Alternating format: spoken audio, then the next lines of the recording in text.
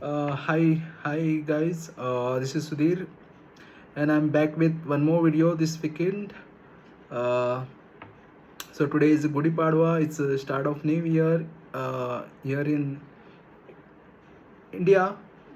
Okay, so today I'll be speaking about my series Invention and Inventors. So today's topic I've taken is oil. So we will understand what oil is, what was the how this oil was detected, and what all important events in the history regarding oil. So I will be speaking about that. So before that, let's understand like what is oil and how this oil is formed. So oil is basically found millions of years back. So it formed from ancient organic matter like algae and plankton, uh, which was buried under the sediments, and it needed some specific environment condition like some heat and pressure to transform it into hydrocarbons like crude oil and natural gas. So we will see like how this formation take place, what is the process. So basically what happens, organic remains settle beneath the lake beds or anoxic oceans, and there it mixes with the mud at the floor of the lake or ocean and to form this element called kerogen. And this kerogen is buried under uh, you know buried under water. It's buried to form kerogen under burial. Okay, and it requires a specific oil window that is between 60 to 160 degrees centigrade. So at this temperature, kerogen breaks down into what we call the liquid crude oil, and associated gas also you know made out of this via this process called catagenesis. So how this refining process works, that also we will talk about. So basically crude oil is refined in three steps. First step is separation, wherein its distillation into fraction is done in the separation stage. Then the next stage is conversion. So in conversion stage, basically this heavy parts are cracking of heavy parts is done into lighter ones, and then we do the treatment. So basically separation, conversion, and then treatment meaning the removing all the impurities. So this results in products like gasoline, then diesel, kerosene, and gases like natural gas. And the natural gas is separated actually early only, and while CNG, that is processed from raw gas by purification and compression. So that is the stuff about oil, like how it is formed and what are the things which raw materials which requires for oil. Okay, so let's begin. Okay, so this is the background about the oil. And okay, oil is called it's called black gold, and how this one liquid hijacked the entire world. So we will go through all this story, so just hear me out. So let's begin. Imagine this: you are sitting in a small town in Pennsylvania, US in 1859, and your neighbor has been digging a hole in the ground for weeks, and people are laughing at him. Why? They are calling this his project Drake's Folly. So, but on August 27, 1859, that man hit something, and what comes out of that here? It doesn't just make him rich. It doesn't just transform America. It reshapes the entire modern world. And today we are going to understand the full story of oil, like from where it come from, who discovered it, and how it built empires, and why it became the most politically dangerous substance on the planet. So, so today's topic is oil, and so now before we get into 1859, here is something most people don't know. So I'll be telling you about this. So oil wasn't actually discovered in the 19th century. Oil has been around for thousands of years. Nearly 70,000 years ago, prehistoric humans noticed something strange. This a dark, sticky liquid sipping through the earth, and they figured out one thing about it, that it very quickly. They figure out one thing about it very quickly. It burns.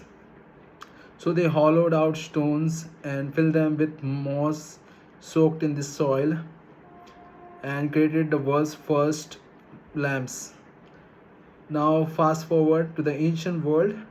The Sumerians, Assyrians, and Babylonians, they found oil seeping to the surface as tar-like deposit. But here's the thing: they didn't call it fuel. They use it for medicine, waterproofing boats. They use it for medicine, waterproofing boats, and building construction. And in China, well, the Chinese were way ahead of everyone. As far back as the 4th century BCE, they were extracting oils through well drilled with bamboo poles, and like in 347 CE, that's over 1,500 years before this Edwin Drake was even born. But here's the irony: nobody scaled it. Everyone knew oil existed, but for thousands of years, nobody figured out how to make it a business until one man changed everything. The man they called a fool. The year is 1855. A group of investors in America form the Pennsylvania Rock Oil Company. They have a hunch that this dark liquid is sipping through the grounds of Pennsylvania could be refined into something useful. They need something to go. They need someone to go find it, and so they hire a man named Edwin Drake. Now, Edwin Drake was not a scientist. He was not an engineer. He was actually a former railroad conductor. But he had one quality that mattered more than credentials. He did not give up. Drake went to Titusville in Pennsylvania. He started drilling for months. Nothing. The locals thought he was absolutely crazy. Neighbors mocked him. His own investors started losing faith. But on August 27th, 1859, at just 69.5 feet below the ground, Drake's drill hit an underground reservoir. Oil started flowing to the surface, and Drake's folly had just launched the modern petroleum industry. One well, 69.5 feet, and the world was never same again. So it wasn't about cars; it was about light. Now here is where most people make mistake when they think about early oil. They imagine petrol pumps and engines, but in 1859 the automobile didn't even existed. So what was oil actually used for? Light. Think about it. In the mid 1800s, how did people light their home? After dark, candles, and more importantly, whale oil lamps. Millions of whales were being hunted across the world's ocean just to keep human beings from sitting in the dark. It was a brutal, expensive, and unsustainable industry. And then a Canadian geologist named Abraham Pinot Gesner changed everything. Gesner developed a process to refine a clean burning liquid fuel from coal, bitumen, and oil shale. He named it kerosene, and kerosene burned more cleanly, more brightly, and far more cheaper than whale oil. Suddenly, whale hunting began to collapse, and oil had not just created a new industry; it had saved the millions of whales. But that's not even the most surprising part of the early oil story. In 1865, a 22-year-old chemist named Robert Chisbrough visited the Pennsylvania oil fields and noticed workers complaining about a waxy residue clogging the wellheads.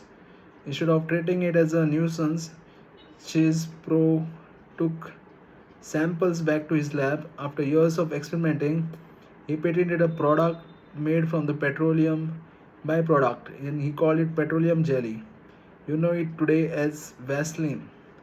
Oil didn't just fuel the world, it invented your moisturizer.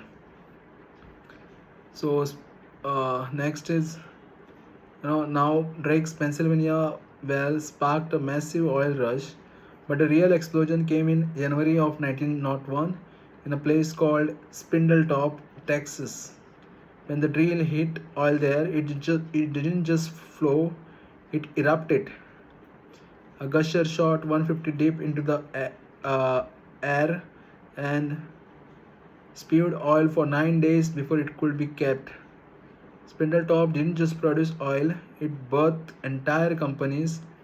Gulf Oil, Texaco, two of the biggest energy companies in the world, were born directly from this one discovery. But here's the real turning point. When World War I broke out, something became brutally clear to every military general on the planet. Oil powered ships, trucks, tanks, and military aircraft were not just useful, they were decisive. The side that controlled oil controlled the war, and by 1919, gasoline sales in America had already exceeded kerosene. The automobile had arrived, the world had shifted, oil was now king. Okay, and where there is king, there is someone who wants to control the throne. Enter John D. Rockefeller. Rockefeller didn't just build an oil company, he built Standard Oil, a business so dominant that at its peak it controlled nearly 90% of the oil refining in the United States alone. Think about that for a second. One company, 90%, one man. The US government eventually looked at this and said, this is too much power for one person, one entity. In 1911, the Supreme Court broke Standard Oil into dozens of smaller companies, and here's the punchline. Many of those smaller companies you still know today: Exxon Mobil, Chevron, these are the children of Standard Oil. Rockefeller's empire was broken up, but its DNA is still running the global energy market. By the mid 20th century, the world was completely addicted to oil, and the countries that had the most of it, they had a problem. Western companies were coming in, drilling their oil, and taking the profits back home. So in 1960, the government of Venezuela, Saudi Arabia, Kuwait, Iraq, and Iran sat down together and said, enough. They formed the Organization of the Petroleum Exporting Countries, OPEC. We now known as OPEC. The message to the world was simple: this is our oil, and we will decide the price. Overnight, the balance of power shifted. Oil was no longer just energy, it was geopolitics. It was warfare by another name. It was the reason countries formed alliances, funded proxy wars, and overthrew governments. The world has been managing that tension ever since. And the recent Iran Israel US war is the result of this conflict. So, what is the lesson here? From prehistoric oil lamps to Greek fire, from Edwin Drake's 69.5-foot well to spindle tops erupting gushers, from kerosene ending the whale oil industry to Vaseline sitting on your shelf, oil is arguably the single most consequential substance in the history of human civilization. It didn't just power machines, it built nations, it funded wars, it created wealth so enormous that one man could control 90% of an entire industry. It reshapes the world, it becomes indispensable, and then slowly the world starts figuring out with it how to live without it. So solar, wind, electric vehicles, green hydrogen. The next green invention is already being built in someone's garage right now. Someone the world is probably laughing at, just like they laugh at Drake's folly. That's the story of oil.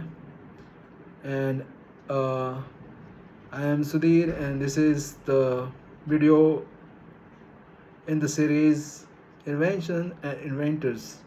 If this video was something to think about, then like, share, and subscribe, and drop in the comments what inventions should we cover next. So that's it for the today. Hope you like the story. Not a story, invention. Okay. Bye bye.